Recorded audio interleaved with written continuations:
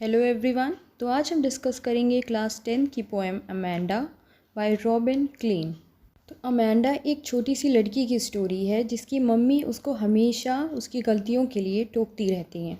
तो इस पोएम में पोएट ने हमें अमेंडा की फीलिंग्स को बताया है कि वो क्या फ़ील करती है जब उसकी मम्मी उसको हर छोटी चीज़ के लिए इंस्ट्रक्शंस देती हैं, डांटती हैं या टोकती हैं।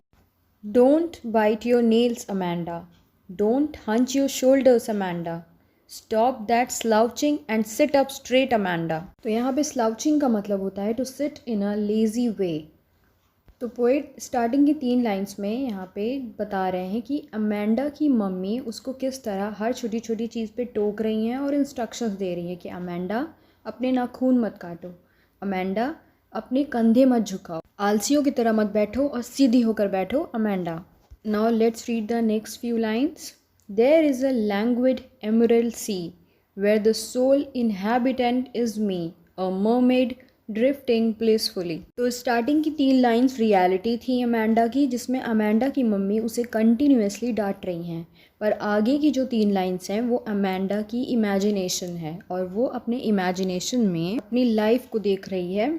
सो देयर इज़ लैंग्विड का मतलब होता है रिलैक्स्ड, मतलब सुकून से, आराम से। एमरल्ड सी मतलब ग्रीन कलर का समुंदर, एमरल्ड से मतलब है ग्रीन।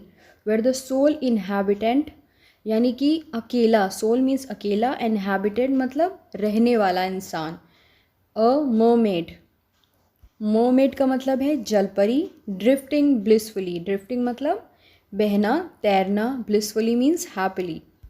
तो अमेंडा यहाँ पे इमेजिन कर रही है कि वो एक ग्रीन सी में है और वहाँ पे वो बहुत रिलैक्स्ड है और वो एक मरमेड है, एक जल परी है और वहाँ पे वो सिर्फ वही है, अकेली है और बहुत ही खुश है और वो सुकून से तैर रही है, बह रही है। So let's read the next stanza. Did you finish your homework Amanda, did you tidy your room Amanda, I thought I told you to clean your shoes Amanda. तो पोइट यहाँ पे फिर से रियलिटी में ले आते हैं हमको और बताते हैं कि किस तरह अमेंडा की मम्मी अमेंडा को डांट रही हैं और उसे कह रही हैं कि क्या तुमने अपना होमवर्क ख़त्म किया, अपना रूम साफ़ किया अमेंडा, और क्या तुमने अपना जूता साफ़ किया जो मैंने तुम्हें करने के लिए कहा था। तो आगे की लाइंस में फिर से हम अमेंडा की इमेजिनेशन को देखेंगे। I am an orphan roaming the street, I pattern soft dust with my hushed bare feet, The silence is golden, the freedom is sweet। तो यहाँ पे ऑफन का मतलब होता है a child with no parent alive, तो यानी ऐसा बच्चा जिसके पेरेंट्स नहीं होते दुनिया में। हस्ड मतलब very quiet and still place. तो यहाँ पे अमेंडा अपनी इमेजिनेशन में अपने आप को एक अनाथ लड़की की तरह देख रही है जो कि सड़क पे अकेली ऐसे ही घूम रही है।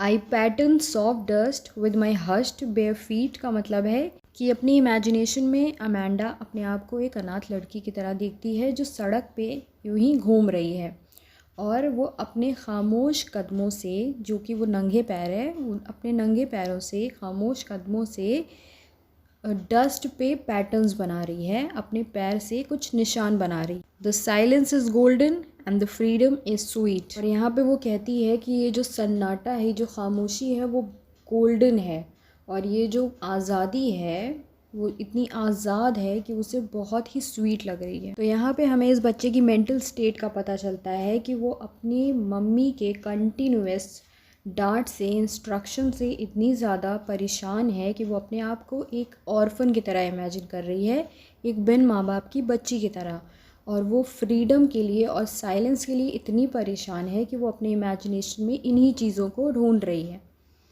Don't eat that chocolate Amanda, remember your acne Amanda, will you please look at me when I am speaking to you Amanda. Acne का मतलब होता है पिंपल, यानी कि चेहरे पे निकलने वाले छोटे छोटे दाने। तो यहाँ पे अमेंडा की मम्मी फिर से उसको इंस्ट्रक्शंस दे रही हैं और डांट रही हैं, कह रही हैं कि देखो वो चॉकलेट मत खाना, नहीं तो तुम्हारे चेहरे पे दाने निकल आएंगे, और क्या तुम मेरी तरफ देखोगी जब मैं तुमसे बात कर रही हूँ। और फिर से वो अपनी इमेजिनेशन में जाती है। I am Rapunzel, I have not a care, life in a tower in tranquil and rare, I'll certainly never let down my bright hair। तो यहाँ पे ट्रैंक्विल का मतलब होता है काम, यानी कि खामोश, और रेयर मतलब होता है जो बहुत ही अनकॉमन होता है, जो जल्दी जो चीज़ें मिलती नहीं हैं, जो चीज़ें होती नहीं हैं वो रेयर होती हैं। And certainly means surely. तो अब अमेंडा अपनी इमेजिनेशन में अपने आप को रूपांजल की तरह इमेजिन कर रही है। रूपांजल एक डिज्नी प्रिंसेस है। तो उसकी स्टोरी क्या होती है कि वो एक टावर में बंद होती है और वो अपनी लाइफ के 18 ईयर्स उसी टावर के अंदर ही बिताती है और उसके बाल बहुत ज़्यादा लंबे होते हैं। तो अब वो अपने आप को रूपांजल की तरह इमेजिन करती है और कहती है कि मैं रूपांजल हूँ, मुझे किसी चीज़ की कोई फ़िक्र नहीं है, मैं अपनी ज़िंदगी टावर में बिता दूँगी, बिल्कुल खामोशी में, सन्नाटे में। तो वो फिर से अपने आप को एक ऐसी लड़की की तरह इमेजिन करती है जो अकेले एक टावर में रहती है। तो उससे लगता है कि अगर वो टावर में रहेगी तो कम से कम उसे खामोशी तो मिलेगी, उसे सुकून तो मिलेगा।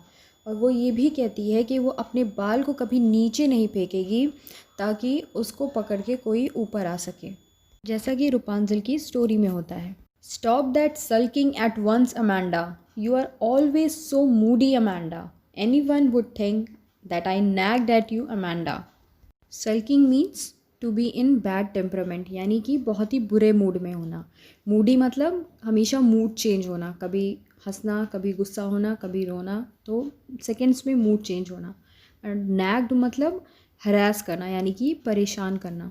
तो फिर से पोएट बताते हैं कि अमेंडा की मम्मी उसको फिर से डांट रही हैं और कहती हैं stop that sulking at once Amanda, Amanda अभी के अभी ये मुंह बनाना बंद करो, तुम हमेशा मूडी रहती हो, तुम हमेशा, तुम्हारा मूड चेंज होता रहता है।